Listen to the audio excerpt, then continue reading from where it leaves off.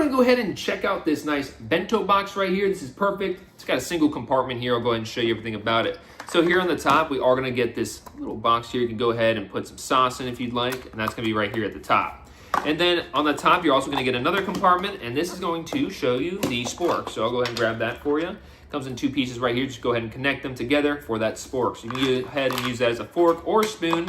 So super nice, you can go ahead and do that. And then to go ahead and access the other compartment, you have a latch here on each side. So we're gonna go ahead and unlatch this right quick.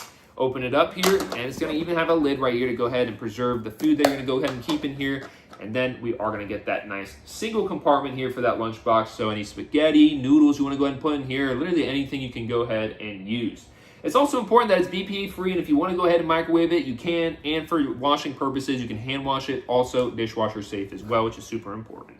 So if you're looking for a very nice, cool bento box, that's going to be a single compartment. This one's amazing. Again, it does come with that utensils and this little lid right here if you want. Check it out.